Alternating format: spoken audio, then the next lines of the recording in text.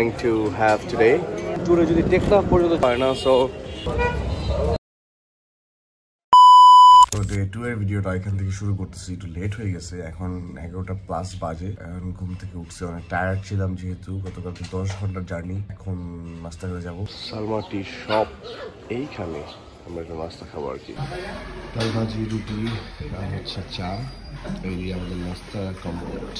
এই মুহূর্তে আমরা সুগন্ধা যাব। সুগন্ধার সামনে থেকে আমরা বাসের টিকিটটা করে ফেলি, বিকজ এটা রাশ টাইম, বাস পাওয়া না পাওয়া নিয়ে একটা দুশ্চিন্তার মধ্যে ছিলাম। সো এখন দেখি যে কোন বাসটা ভালো হবে। আমি শ্যামলীতে মেবি টিকিটটা করবো। এই মুহূর্তে আমরা শ্যামলী বাস কাউন্টারে আছি, থেকে আমরা ঢাকায় যাওয়ার টিকিটে নিয়েছি।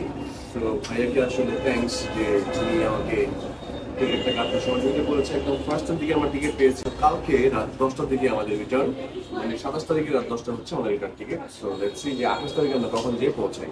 ফাইনালি আমরা এখন আসছি লাবণী বিচে। এখন এই বিচটা আমরা গত 2 দিনে আসি নাই। গন্ধা এবং কলাতলি এই দুটাতে গিয়েছিলাম। এখানে একটু ডিফারেন্ট একটা টেস্ট আছে, একটা ফ্লেভার আছে। প্রত্যেকটা বিচে একটা ডিফারেন্ট ফ্লেভার আছে। সো দেখি যে এই বিচে কেমন লাগে। তো আচার নাকি আমার বোনটা খেতে চাচ্ছে। ও এক নিচে তো থাক। সো ফাইনালি আমরা লাবণী বিচে চলে আসছি। লাবণী বিচটা ঠিক এরকম, এটা আগে এমন ছিল না। বালুর জিয়াই বস্তা টস্তা ফেলছে, হয়তো এখানে কোনো ঝামেলা হয়েছে। আগে পানি অনেক কাছে আসতো, বুঝলাম না এবার পানি এত দূরে কেন আমি জানি না। সমুদ্রে আসলে সবসময় এই জিনিসগুলো একটু দেখে নিবে। লাল পতাকা চিহ্নিত স্থানে কখনোই পানিতে নামবেন না, টিউব দিয়ে গভীর পানিতে যাবেন না। লাল হলুদ পতাকায় কি কি আছে তাও দেখে নিতে পারেন। এই জিনিসগুলো অবশ্যই এখানে মেনটেন করবেন। যাই হোক, অনেক অনেক পর্যটক কিন্তু এখানে আছে এবং এনজয় করছে। প্রচুর পরিমাণে রোদ, যে শীতকাল মনে হচ্ছে না, বাট এই যে বাতাসটা এটা মনোমুগ্ধকর এবং অনেক সুন্দর। এই মুহূর্তে ঝালমুড়ি খেতে আমার আম্মুরা দাঁড়িয়েছে। আমি জানি না কেন তারা এরকম অবেলায় খাবার দাবার খাচ্ছে, যা পাচ্ছে তাই খাচ্ছে। এটা আমার কাছে ভালো লাগে না। আমি অনেক কিছু মেনটেন করে খাওয়ার চেষ্টা করি। পাতুলি বিচের এই জিনিসটা বুঝলাম না। দেখেন এখানে অল্প একটু পানি, তারপরে একটু আবার চরের মতো, হ্যাঁ, তারপর আবার সে সমুদ্রের পানি। কি যে আনন্দ, কি যে শান্তি আর কি বাতাস, আলহামদুলিল্লাহ। এই অনুভূতিটা যারা এখানে আসে তারা ছাড়া আর কেউই পায় না। দূর থেকে ছবি দেখা যায়, অনেক ভিড় বোঝা যায়। দেখতেই পাচ্ছেন যে দূর দূরান্তে মানুষ আর মানুষ। এই বন্ধে, এই ক্রিসমাসের বন্ধ, শুক্রবার শনিবারের বন্ধে অনেকেই কক্সবাজারে আসছে। সো অনেক মজা, অনেক মানুষ আসছে।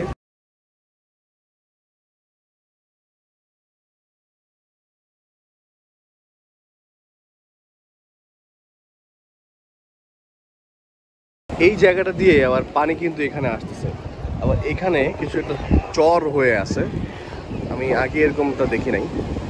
একটু বালু উঁচু হয়ে গেছে আর কি এই সাইডটা। ওগুলো শামুক খুঁড়িয়েছে। চলে তুমি এগুলো বিক্রি করে বড়লোক হয়ে যাও। হ্যাঁ, ফটাফট দেখি কি কি আছে।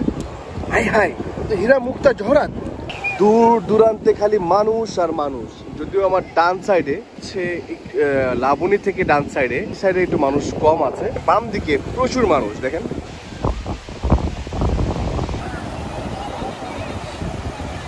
এই প্লেনটা, কালকে একটা প্লেন দেখিয়েছিলাম, আজকের এই প্লেনটা কিন্তু ল্যান্ড করবে এখনই।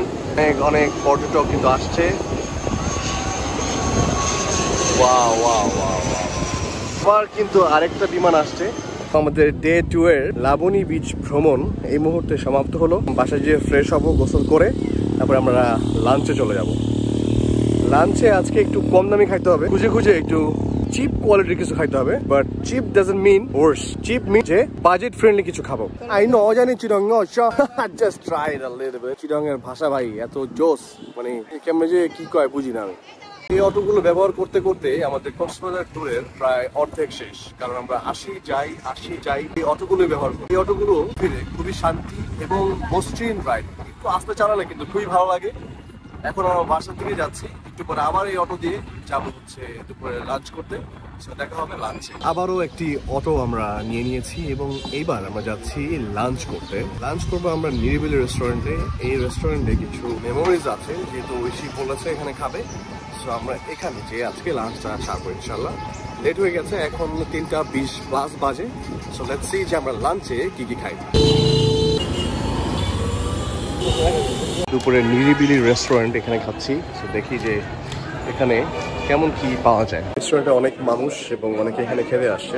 আমরা চেয়ারের জন্য ওয়েট করছি, 2টা চেয়ার পেয়েছি, আর 2টা চেয়ার পেলে তারপর আমরা বসে খাবারটা অর্ডার করবো। দেখি লেটস সি যে এখানে মেনুতে কি কি আছে। আমাদের ফুড বাকি কিছু একটা বাকি আছে, এটা এখন আসে নাই। This food we are trying to have today lunch, so it's time to eat. এখন আমরা যাচ্ছি একটা অটো ভাড়া করে, এটা একটু বড় অটো, এটা ভাড়া করে আমরা যাচ্ছি হিমছড়ির দিকে। তো সুগন্ধা থেকে হিমছড়িতে মোস্ট প্রবাবলি 8 কিলোমিটারের একটু দূর। আমরা এই অটোটা ভাড়া করেছি 500 টাকা দিয়ে। এখন বাজে হচ্ছে 4:30, একটু বেশি। আমরা 7টার সময় হচ্ছে আপনার বিচে চলে আসবো, সুগন্ধা বিচে চলে আসবো। এই হচ্ছে আমাদের কন্ট্রাক্ট। এখন যেতে যেতে আমরা কিছু ছবি তুলবো আর চা খেতে হবে মাস্ট। এখন চাটা খাই নাই।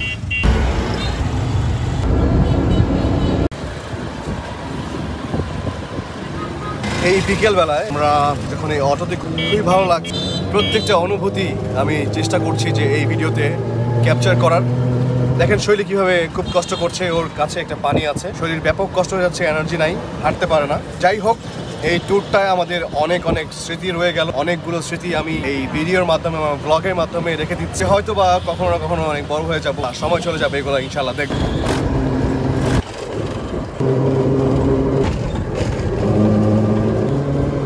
অসাধারণ সুন্দর, একদিকে পাহাড়, আরেক পাশে হচ্ছে, এই পাশে হচ্ছে কক্সবাজার সি বিচ। অসাধারণ। এই পাহাড়ের উপরে উঠে যদি এরকম সমুদ্র দেখা যায়, এই যে একটা ইন্টারসেকশন বা পয়েন্ট যদি বলি, এখানে কিছু পাহাড় ও ধস হয়, একটু ডেঞ্জারাস এখানে মানুষের জন্য। দেখাটা আল্লাহর কাছে অসংখ্য কৃতজ্ঞতা যে এরকম দেখতে পাচ্ছি নিজের চোখে।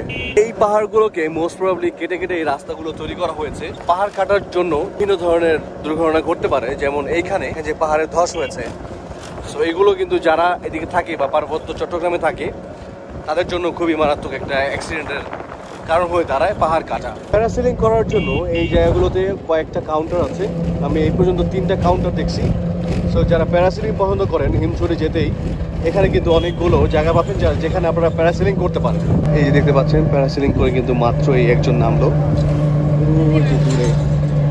ভালো ভিডিওতে আসছে কিনা জানি না, বাট আমার বন্ধু অর্জর ওয়াইফ, আর অর্জ মনে হয় করছে কয়েকদিন আগে।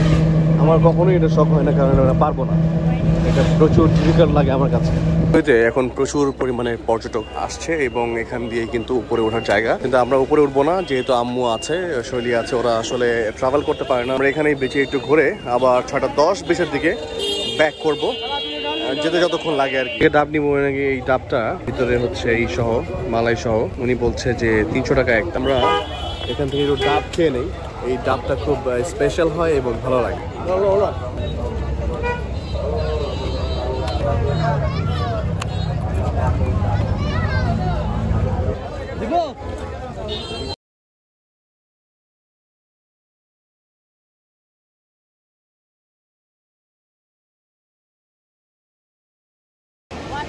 বিড়ালগুলো খাইছে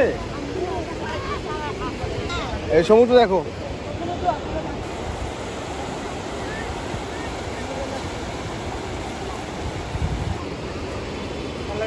নাম কি তোমার?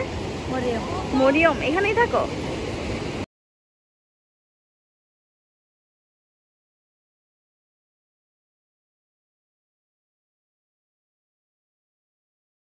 হচ্ছে হিমছড়ির যে মার্কেট, সেটা এখানে একটু ঘুরছি আর কি। এখানে অনেক কিছু পাওয়া যায়, যারা ফরেনার আছে আর কি। ফরেনার বলতে আমরাই এখন ফরেনাররা এখানে যায় বিভিন্ন কিছু কেনাকাটা করতে আর কি। আগেও বলছি, এখন আবার বলতেছি, আমরা প্রচুর পরিমাণে চা খাই। তো একটা চায়ের ব্রেক নিচ্ছি। ফার্স্টে এসে এই চা খেতে চেয়েছিলাম, বাট পারি নাই, সো এখন চাটা খাবো। এই মুহূর্তে আছি অটোতে, শৈলী আছে চিকনে, আছি একটু বিপদে। দেখতেই পাচ্ছেন, ঠান্ডার মধ্যে আমরা কনকনে শীতের পথে যাচ্ছি সুগন্ধার দিকে। আমার ভয়েসটা মনে হয় না ক্লিয়ার আসবে, যেহেতু আমরা অটোতে আছি। এখানে অনেক বাতাস, অনেক উইন্ড। শৈলী কিন্তু পাস করছে বাই দ্য ওয়ে। হেভি বড় লবস্টার ভাই, এটা এখনো রিং জিপটার মতো হবে বলে। স্কুইড, এই লবস্টারটা কিন্তু এখনো, যেটা 700 টাকা চাইলো। এই ভাই কোলটা একটু কমায় দেন ভাই। এটাও কম দামে বলে দিচ্ছি ভাই, আমরা লাইভ করে কাটবো তো, আপনার বুঝেন ভাই না? বুঝছি, লাইভে কাটবো সেই জন্য। আর কাঁকড়া কত করে? কাঁকড়া 200 করে জাল ফ্রাই। আমি এই দুইটা 900 টাকা চাইছে, বুঝতে হবে বিষয়টা বলি। এই মাছ একটা আর কাঁকড়া একটা, দুইটা কত দিব ভাই? আপনি একটু কমাই দেন, বেশি কম। এই ধরুন মাছ তো 700 গ্রাম। এইটা আর 2টা কাঁকড়া, এই 3টা কত রাখবেন বলেন? 437 টাকা। হ্যাঁ, কাঁকড়া ভাইজা দিবেন আর ওটা বারবিকিউ। জি জি, কাঁকড়া বড় থেকে পয়সা দিয়েছে 1100 টাকা দিয়ে টোটাল। না, সব মিলে 500 দিব। তো আমরা এইগুলা আপাতত বারবিকিউ করতেছি।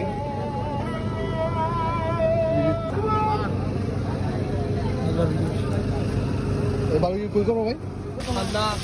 হ্যাঁ হ্যাঁ, এগুলো সব আমার। এই রে মামা, দেখি কাঁকড়া ভাই।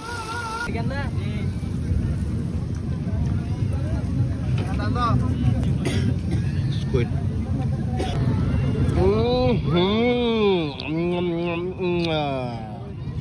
This is the fish you just ordered. এখন এটা খাবো। এটা হচ্ছে কি লাল কোরাল না?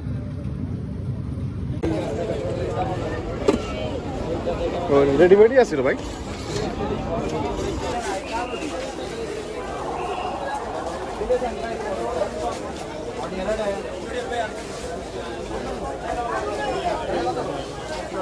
ওদিকে